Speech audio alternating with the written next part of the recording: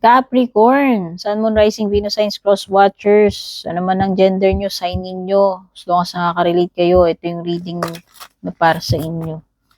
Ang reading na ito para sa mga remaining months ng April 10 to 30, or kung kailan man makarating sa'yo, regardless man dyan sa petsa na nilagay ko sa title.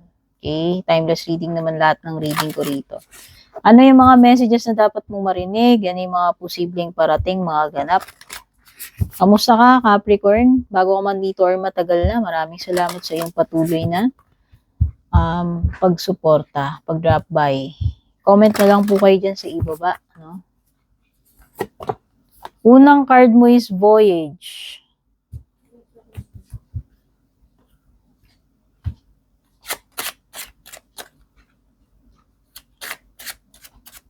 Voyage, yung layo niya, no? Kung person niya nasa malayong lugar or ikaw ba yan, nasa abroad, pwedeng long distance travel, long distance relationship, malayo eh. Kung may pupuntahan, malayo. Or kung mararating, malayo yan. Kung paglalakbay yan, matagal. Kung pagdadaanan yan, matagal. Kung distansya, napakalayo ng distansya. Or matagal bago ma-achieve. Meron ka rin imprisonment card. Limitado ang galaw. Restricted. Hindi makaalis. Stuck. Blockage. Literal na nakakulong, alam mo yun? Hindi makalabas, hindi makaalis. Naghihintay ng tulong, naghihintay ng naghihintay ng intervention or way out, opportunity na makaalis or makatakas. Kung ano man yan, kung hindi naman ganun ka-complicated or big deal yan, yan yung mga situation na wala ka talaga magagawa kasi naka-imprison ka eh. Nakakulong ka eh. Restricted yung galaw mo eh. So yan yung mga para kang na-trap, nakulong, alam mo yun, yung energy niyan. So, yung mga numbers na lumilitaw sa cards, pwedeng umulit-ulit to ha, kung anong mga nandito sa cards. Number 51, 29, 14, 13, 9, 17, 2, 3, dalawang 3. Yan. Tsaka 5.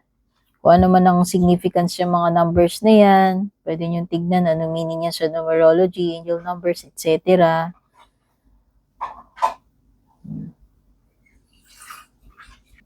Ano ba, mga nakikita natin dito. Temperance, wow, Sagittarius energy, Death card, Scorpio. Banggitin ko na rin yung mga zodiac signs sa cards, kung ano man ang significance niyan. Pero kahit naman anong sign ninyo, kumbaga kung ano lang yung mga nakasulat, ichichika ko lang sa inyo. Sagittarius, Scorpio, Virgo, Aquarius, Libra, Pisces, strong energy ng Libra, dalawang cards ng Libra, meron din namang Aries, Capricorn, and another Taurus.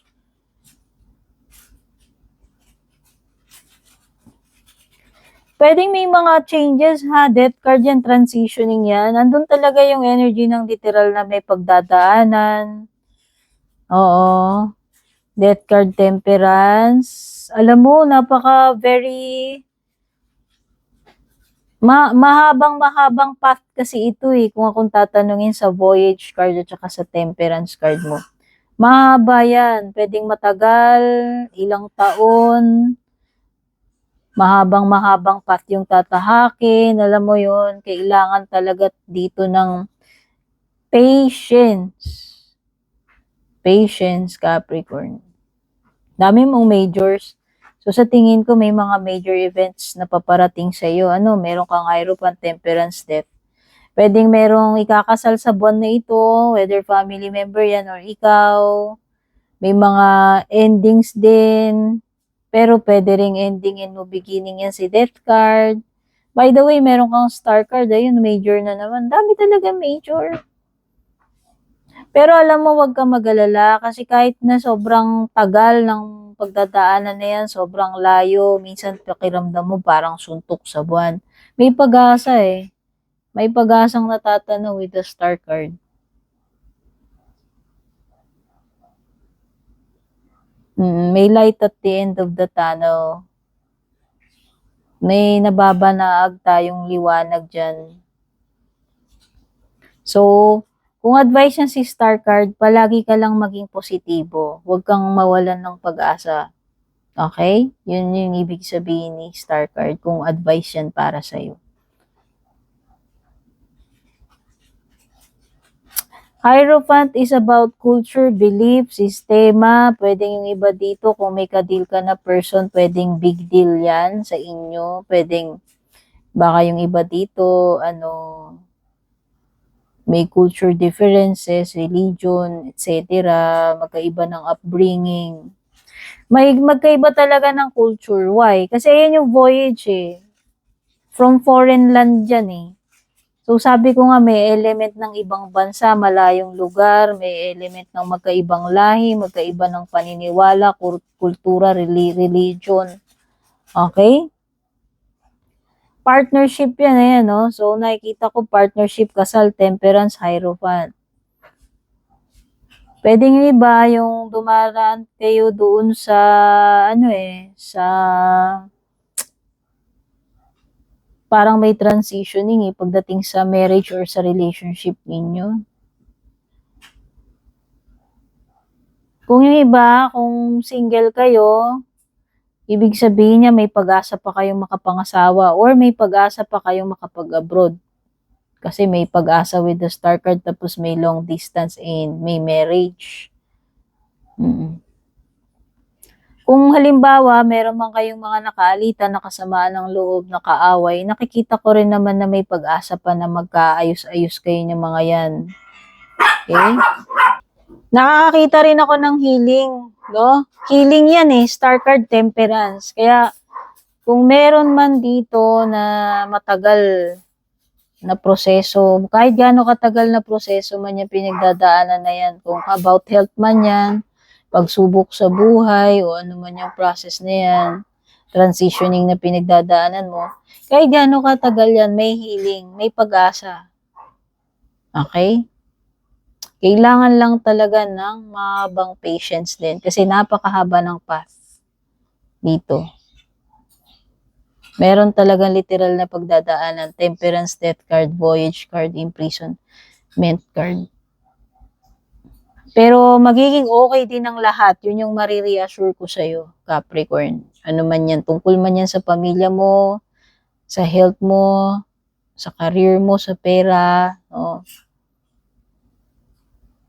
Ang daming ships talaga rito. Baka yung iba sa inyo, ano kayo, seafarer, or overseas, OFW, person na kadilyo man, karelasyon ninyo, kapamilya ninyo, or kayo mismo. Andun yung element talaga ng mga karagatan, ships, malalayong lugar. Meron something about a particular path kasi meron kang North Star dito eh. And parang this is something na divinely guided para sa iyo. Kaya kung ano man yung path na yan, you are divinely guided. Feeling ko lang. May higher, merong higher power na nag-guide dito eh.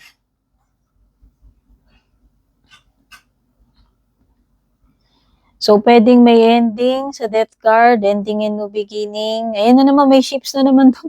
Ang dami talaga, promise. Makakalaya ka rin dyan eventually sa imprisonment na yan. Ano man yung bagay na makakapagpatali sa'yo, ano man restriction yan.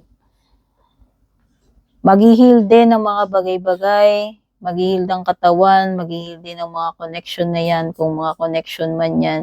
So, nakakita ako kung nagkaroon man kayo LQ, tampuhan, maaaring magkaroon ng ending, pero maaaring mabuhay uli, ma-rekindle, ma-reconcile, magkabati.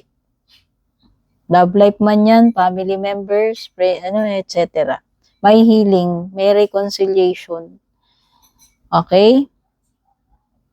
Ano man yung mga gagawin mo, nakikita ko dito, magiging successful yung outcome with the Three of Pentacles.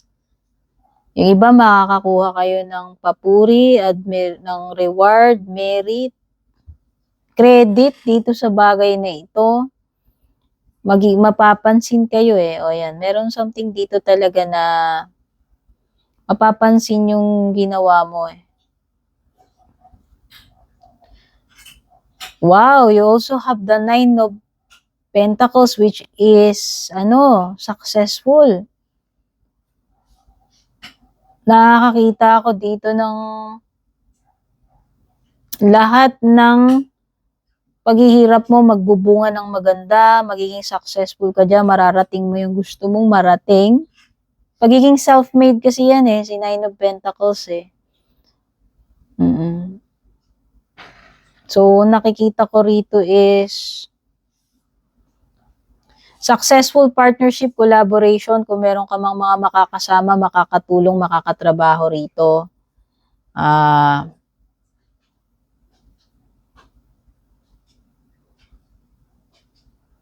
Siguro nakikita ko lang challenge dito sa'yo, yung imprisonment. Sabi ko nga, yung pagiging restricted for a while. And itong pagiging, magiging stuck sa Two of Swords kasi may hirapang mag-decide. Pwedeng may energy dito ng hindi pa rin nakaka-move forward. Or hindi alam kung ano yung next na gagawin, ano yung pipiliin. Pero sabi kasi dito parang i-guide ka eh. Sabi ko nga meron something divinely guided dito eh. Pero sabi ko nga medyo matagal bago maging maayos ang lahat, bumalik yung peace, etc. Pero mangyayari yun, yun yung napipil ko. Maging positive ka lang. Huwag ka lang susuko.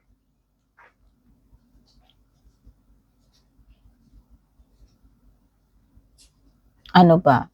Kung person to, tingin ko meron nandun pa rin yung feelings eh. Nandun pa rin yung pagiging special eh.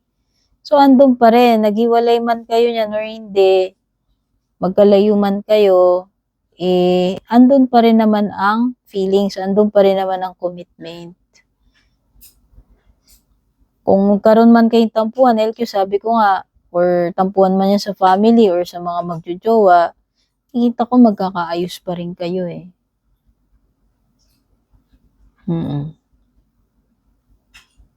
Basta andito yung renewal, healing, panunumbalik ng peace. Andito rin yung element ng balance. Kasi mga two balance yan. Temperance is about balance. Peace, moderation, and balance yan eh. So yan, siguro lang, sa anumang mga bagay na gagawin mo, kailangan balance lang and kung mahaba man yung mga process, kailangan mo lang talaga ng patience. Everything will be okay pa rin. Balang araw, yun lang yung nakikita ko dyan sa mga cards mo. Kung love to, sa tingin ko seryoso. Kasi may feelings, King of Cups, no? Magkalayo man kayo, hindi yun eh. Nakikita ko na may commitment eh.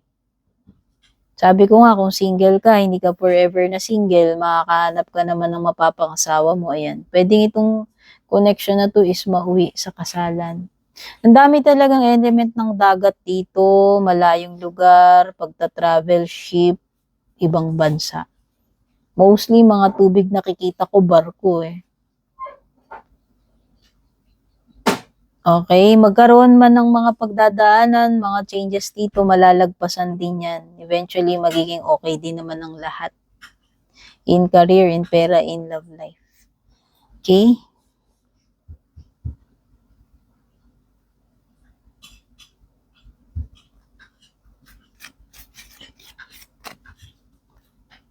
Basta, you are divinely guided. Yun yung masasabi ko sa star card, North Star mo, tsaka Hierophant mo. So, always pray, ask for guidance. Ibibigay sa'yo yung guidance na kailangan mo eh. Oh, merong wish come true. Ayan, star card lumitaw. Oh, merong something na mangyayari, matutupad ngayong month na to. Feeling tied down, frustrated. Ito yun, yung imprisonment. So, yan, may mga bagay talaga dito na maaaring wala ka talaga magagawa eh. Alam mo yun, tied down ka, stuck ka dyan, restricted, no? Pero syempre, hindi naman siguro forever yan. Pay attention to your finances daw. O ano man yan na tungkol sa pera. Honor and respect will come to you. Ito yung treatment na deserve mo, Capricorn, kung ano man yan. Sa workplace man yan, sabi ko nga dyan, mabibigyan ka ng credit, respect, papure. Kung sa relationship mo, ganun din. Kasi nga nakita ko seryoso, may feelings at saka may good morals and values itong person na to eh. Sino man yan eh.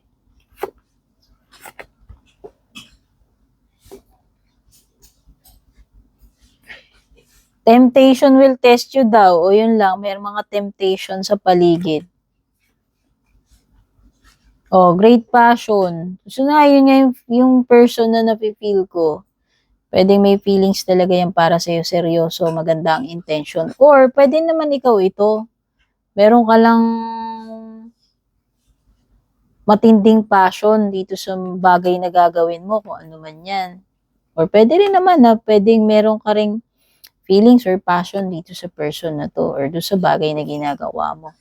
Goal-oriented person, kung yan, kung talagang gusto mong ma-hit yung target mo, syempre kailangan goal-oriented ka. Pero most likely, ma-hit mo talaga yung target mo dito.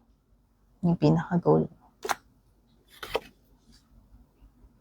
Wow, ang ganda, wealth, ang daming coins. So, sa tingin ko, marami kang ma-accomplish or even marami kang kikitain dito.